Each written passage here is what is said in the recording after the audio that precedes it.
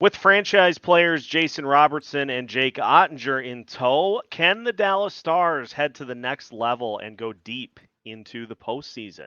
We'll discuss that, plus the odds that the Minnesota Wild can run it back this season on a special crossover episode of Locked on Wild and Locked on Stars. You're Locked on Wild, your daily podcast on the Minnesota Wild.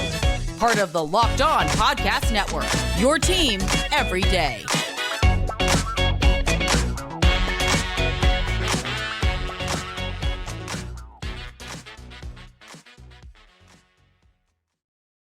Welcome to a special crossover episode of Locked on Wild and Locked on Stars. Both are part of the Locked on Podcast Network, your team every day. Thank you, as always, for making both Locked on Stars and Locked on Wild your first listen each and every day. Make sure you subscribe on YouTube and your favorite podcast platform so you don't miss out on any new episodes throughout the course of the week. Today's episode is brought to you by FanDuel Sportsbook, official sportsbook of Locked On. Make every moment more. Right now, new customers can bet $5 and get $200 in bonus bets guaranteed. Visit fanduel.com/locked-on to get started. On today's episode of Locked on Wild and Locked on Stars, we take a look at both the Dallas Stars and the Minnesota Wild as we get set for the start of the season with new Locked on Stars host Joey Erickson. We'll discuss the odds that Jason Robertson and Jake Ottinger can lead the Stars to a new level this season, as well as some areas that the Stars need to improve to try to continue their winning ways. We'll also talk about the Minnesota Wild as well. As mentioned, my name is Seth Topal, your daily Minnesota Wild insider, joined by the new host of Locked on Stars and a fellow St. Cloud State Husky, Joey Erickson. Joey, what's happening? Howdy. Nothing much. I'm doing well. I've becoming acclimated to Wisconsin now after my 4 years in Minnesota. And I know Minnesotans aren't huge fans of Wisconsinites, but I consider myself one now, at least for the past 2 months. So I'm doing well. Just excited for hockey to be back as well. Training camp and all the preseason games are back into action, which is good news. Yeah, it's great to have things back into a normal flow, and for you get the double whammy of being a Wisconsinite and also covering the Dallas Stars. And so Wild fans, we'll have some good fun with this rivalry as we have for the last couple of seasons for sure. So Joey, let's talk about the Stars. I'm curious with your perspective, having now dove in and kind of getting acclimated to covering this team as we get set for the start of this season, looking back at what happened with Dallas last year, where they ended up getting upended by the Vegas Golden Knights. What are some areas that the Stars need to shore up this season to try to take that next step beyond where they went last year? Yeah, I think the main key, and I think a lot of Stars fans would echo this, is defensively, they just got to shore up on the back end. They were a little bit thin compared to a team like Vegas, and that seems like that's kind of the bar you got to meet with their defensive groups. They were just so deep. They had tons of size and mobility, and the Stars really struggled with fast pace off the rush play, especially with guys like Esa Lindell and Yanni Hakanpää. That was a pairing that really struggled, especially against Vegas. I went back and rewatched some of the games against the Golden Knights and Kraken, and that pairing especially got torched just because when Vegas and Seattle was coming downhill, it was really tough to stop. So I think defensively is probably the biggest concern, because you got to feel pretty good about your forward depth, probably the best you feel about it in about 5 years or so. And even Pete DeBoer mentioned before training camp about, they had a good depth last year, but he thinks they're going to be, instead of maybe 3 lines, actually 4 lines being able to chip in offensively, which is going to be huge. But it looks like they're going to split up your Lindell and Hakanpää, which are 2 of your defensemen that are just not mobile enough, right? Especially in today's NHL. They're not as fleet-footed and they're not as mobile, so they really struggled. And it looks like they're going to split them up, and you're going to play them with a guy like Thomas Harley, who came up at the end of last season and kind of broke out in the playoffs for the Stars. He's going to play with Hakanpää, it looks like. And then Niels Lundqvist, who they're hoping is going to become an everyday established defenseman in the NHL. He played 60 games last year, but then was a healthy scratch throughout the playoffs. They had a little bit of a tight leash on him. So, my biggest concern is the defensive depth. Are they going to have it this year? Who's going to rotate in and out? Because I think from an overarching, very broad perspective, you got a fantastic number one netminder, and you got good forwards up depth, and you got some young guys too that are contributing. And they have that kind of balance right now where they got some of these young guys and the veterans that can get the job done. It was a successful season last year, that's for sure.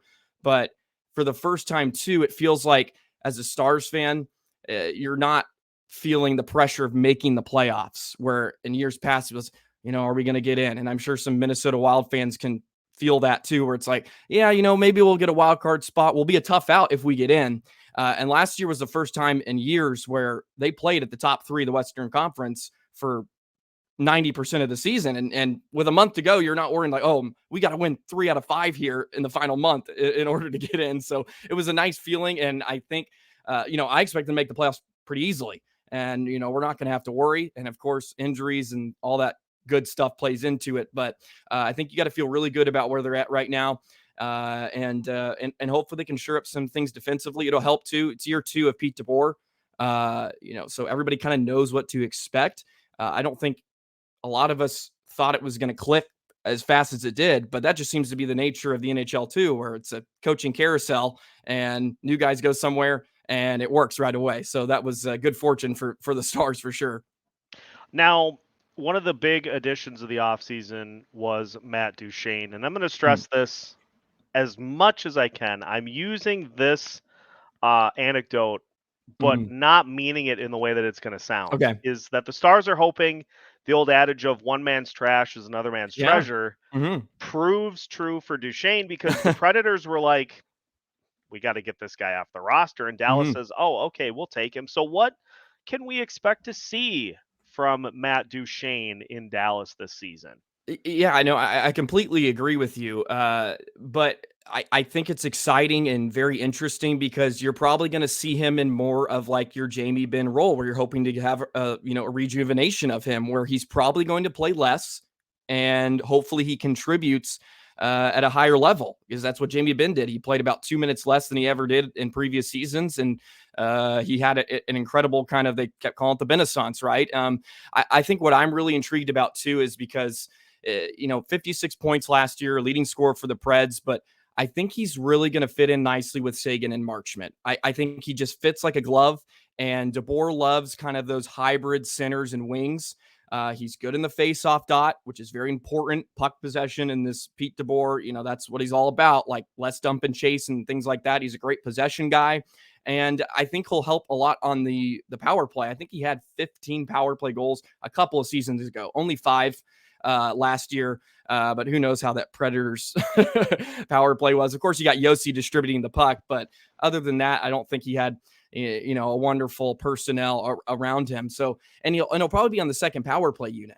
And to have a guy like that has the potential to score double-digit goals on the power play is very, very intriguing. And look, he is far and away from his prime, but he, we've seen it now with, especially in Dallas, guys like Pavelski, and, your early 30s is not what it used to be. You can still be a high level player. And yeah, maybe the Stars found some magic here in Duchene, and, he's hungry, which helps. He's never won a cup. I don't think he's really gotten that close either. And you join a list of Stars that haven't either. And you're Ryan Suiters, Minnesota Wild favorite, by the way, and and your Pavelski. So a ton of intriguing storylines with him, but I think it'll be cool just because he's like going to be a third line winger for you. I think that's a good sign for the Stars.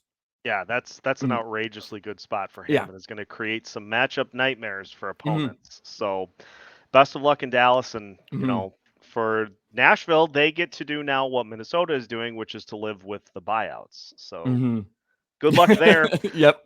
We will flip and discuss the Minnesota Wild as we continue today's special crossover edition of Locked on Wild and Locked on Stars after this.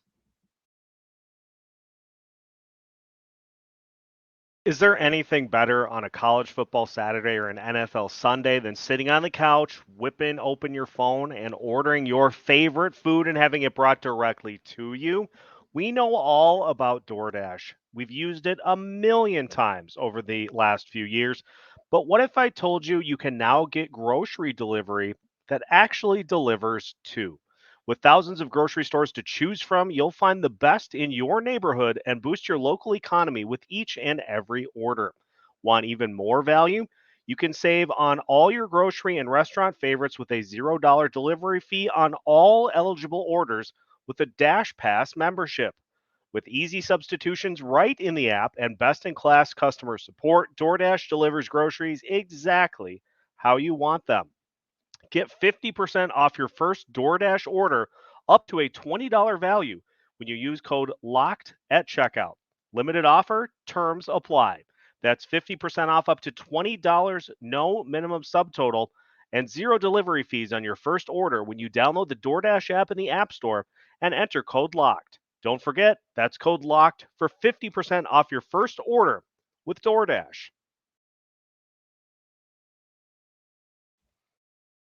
Welcome back to today's special crossover episode of Locked on Wild and Locked on Stars. Again, thank you for making both shows your first listen each and every day. Make sure before the season starts, you subscribe on YouTube, all of your favorite podcast platforms so you don't miss out on any new episodes and, more importantly, any team news.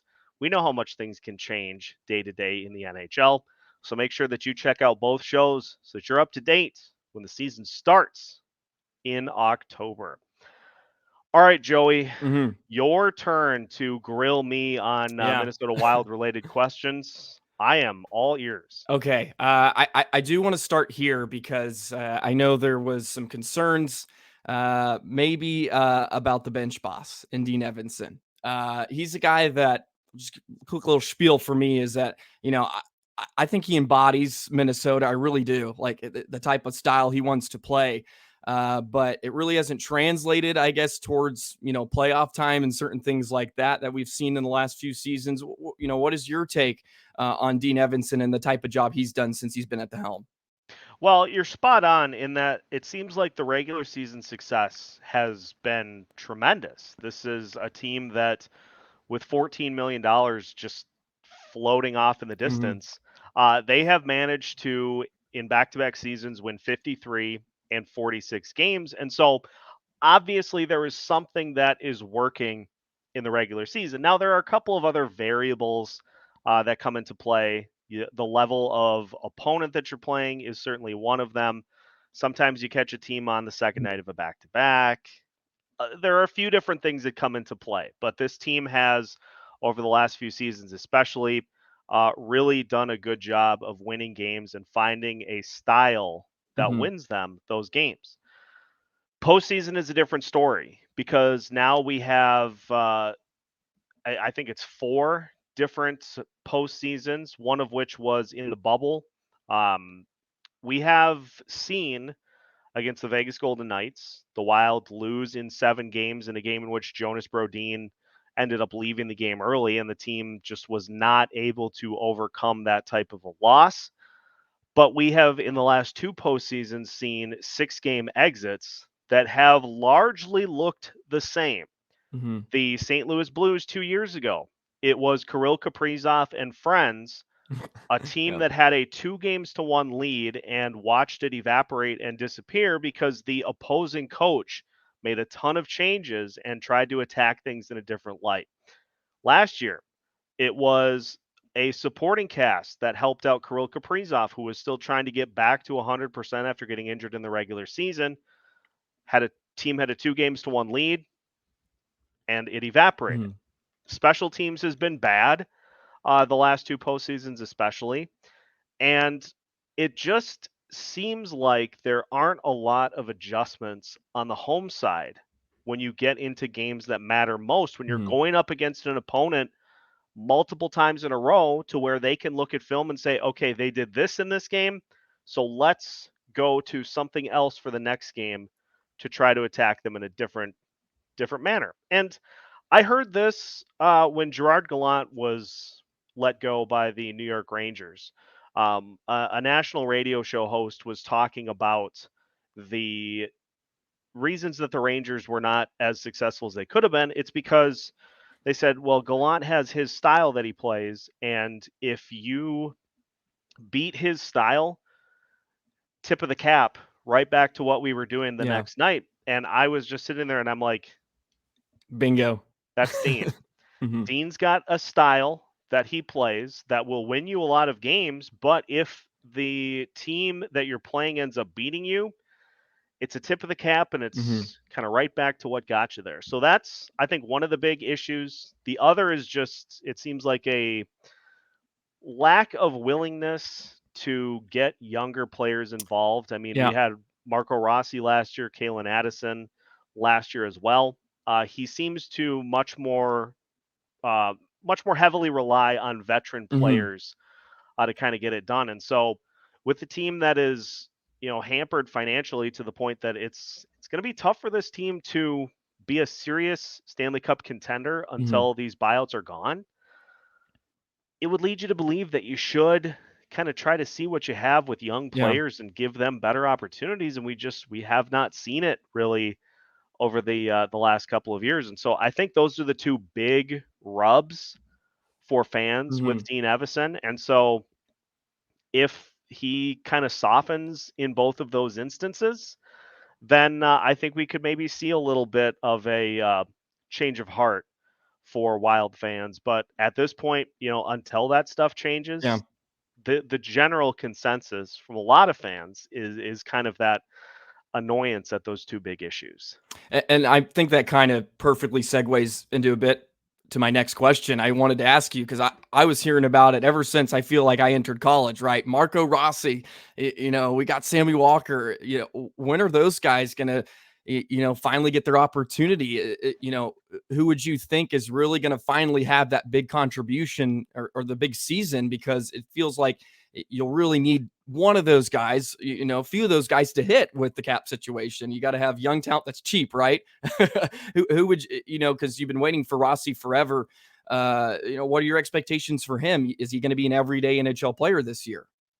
That's the hope. He is at this point kind of lined up to be, at least to start, a third liner for this team. And credit to him in the offseason. He stayed in Minnesota the entire offseason, was working with the strength and conditioning coach and the Wild skating coach as well. He put on something like 15 pounds of muscle to help win some of those battles along the boards and not be a player that can just kind of get moved off the puck. But it does feel for me, and I know there's kind of this rush to throw the bust label on players, but I do just really feel like this season is one where we're going to have to see something from Rossi, because it's pretty evident that he is better than an AHL player. With what he's done in Iowa the last couple of seasons, he just has lit Iowa AHL competition up. So it's pretty clear that he is not an AHL player, but we just haven't seen things translate at the NHL level yet. And it doesn't have to necessarily be points, because I know points is it sometimes is tricky to tack those to a player to determine success. But with NHL players, it seems like what you see, if you see it, that they are NHL players. And so if we can just see a guy who looks like he belongs at the NHL level, that was kind of what set Brock Faber apart, what set Matt Boldy apart, Sammy Walker as well, a player who had a nice call-up last year. They just look like guys that belong. And so if we can get that from Rossi this year, I think that's going to be a huge sigh of relief for fans, for the organization, because if he has another stretch like that where he comes up and it just doesn't look like you would hope it would, then I don't know what we do.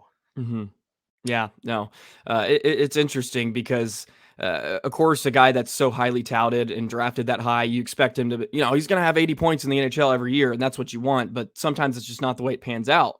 And some guys just have to be role players. And, in Dallas, we understand the whole points, the overblown situation, the Sagan and Ben, they're not living up to their contracts, yada, yada, yada. That's just like the nature of it, unfortunately, with what they're being paid. I guess one more for you. You can touch on it quickly, too. I'm interested in the kind of the goaltender situation because, of course, Gustavsson, I think he's probably taking control, right? He's the number one now. You think Fleury still has it in him? Is he still able to be the old Flower we're used to seeing? I think he can give that in punches. Yeah, exactly. I feel like the split and the decision to go with Gustafsson being the guy, and Fleury being the backup, I think is going to really help this team because I'm not gonna go the route of saying like, oh, Fleury's terrible, yada yada yada, because he had some great games this past season, but you just are kind of rolling the dice more the older a player gets, and especially somebody who is as mobile and demonstrative in net as Marc-Andre Fleury chaotic. is. Yeah. Chaotic is a fantastic he's word like a little for Marty it. Turco in him where he's it's an adventure, and you just kind of hold your breath and hope that by the time the puck is iced that everything is okay. Yep. But he can still be a good changeup to Filip Gustavsson. I just would like to see, and I've heard comments from Dean Evason that they're going to give both guys opportunities out of the gate, which is smart because you don't want to overload one guy or the other right off the bat.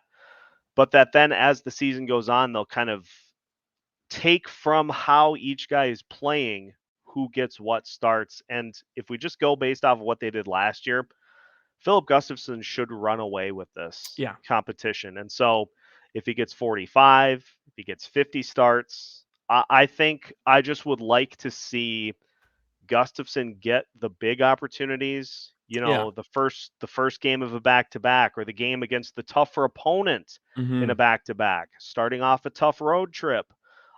Things like that just are indicators of, hey, he's the guy, he's the one that's going to get these opportunities.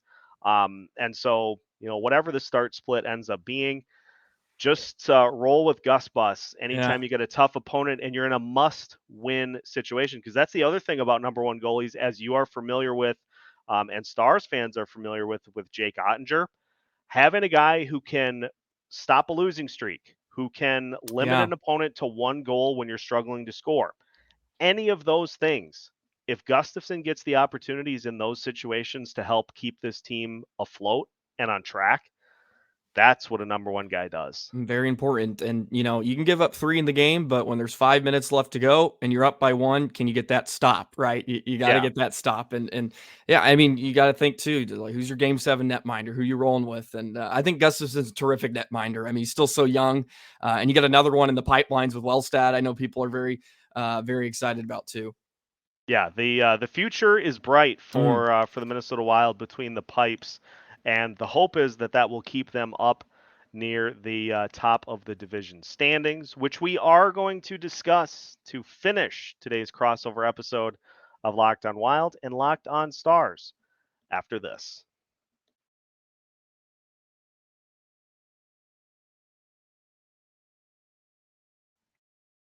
Final segment of today's episode of Locked on Wild and Locked on Stars. Once again, make sure you subscribe to both shows on your favorite podcast platforms and on YouTube. The season is getting ever closer, and you don't want to miss out on any big news for either the Minnesota Wild or the Dallas Stars. So make sure to follow along. We will keep you up to date with everything that you need to know, such as Central Division standings. Oh yeah, we've got an interesting assortment of teams that are in the Central Division, Joey, whether it be the Chicago Blackhawks, who are Connor Bedard is going to help, but they're still a ways away from really climbing to the top. So you got them on one end. You've got Dallas and Colorado fighting at the top. I still am of the belief that the Minnesota Wild have enough to where if you're going to tier this out, you've got Dallas and Colorado up here. You got a little bit of a space, and the Minnesota Wild slot in underneath. And then you've got St. Louis, you've got Winnipeg, you've got Nashville. Um, all are going to be fighting for the scraps. Mhm. And yes, I'm going to put it that way because it's just it's a weird kind of a mix between all of Mhm. those teams. They have equal parts kind of young talent, equal parts just weird fits, and equal parts old veterans. And Yeah. so I'm kind of the belief that those guys will be fighting maybe to the end of the season for a potential wild card spot. Mhm. But I think we're going to again see Dallas, Colorado, and Minnesota up at the top of the division. I just don't really see anybody that challenges that. I would completely agree with you too. It really is weird because there's some teams that are kind of basically just right at the beginning of their rebuild, right? With your Arizona and your Chicago's who are hoping to get better in the future, and then I feel like every team as well just has question marks. Like, I mean, Colorado's going to be without Landeskog. How's that going to look? I mean, still they got tons of talent. I get that, but they did lose some guys in the offseason. I mean, who knows with the Stars? They're not the most defensive depth. And is Ottinger going to hold up for another year, having to be the man and kind of, clean up every mess? And I would completely agree. I think it's really interesting. I would put the Stars and the Avalanche up top, and Minnesota right in that third spot. It's not as deep as a division as we've been accustomed to, and there's probably not as much parity. I could only see 3 Central Division teams making the playoffs. I think the Pacific is going to be pretty deep with LA and Edmonton. And who knows with Calgary, with Suter now finally leaving, like their Sutter's gone. So is that offense going to turn around? I don't know. Maybe they'll get better net minding. They need that for sure. So there could only be 3 teams coming out of the Central. There could be 5 because Right. like who knows with Nashville too, because they're not, rebuilding, but they're just kind of in this transition now with getting rid of Johansson and Duchene. Saros is still a great netminder too. He can carry that team. And of course, in Winnipeg, you got that Rick Bowness, who was leading the Central Division for like 85% of the year before that collapse in the final month. They should not even have been in the playoffs. No. And, yeah, they should not have been there. It was a really bad final month for them. And yeah, what's that going to look like? Because Bowness didn't make a lot of friends in his final month there.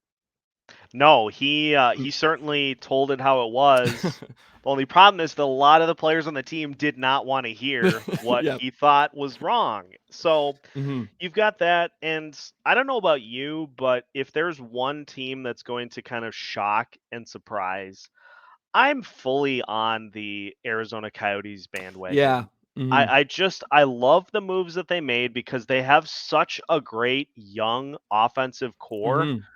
They supplemented it with fantastic vets. Jason Zucker, one of my favorite players all time. Mm-hmm. You add him in. You've got Nick Bjugstad, who is sneaky good as a bottom 6 guy.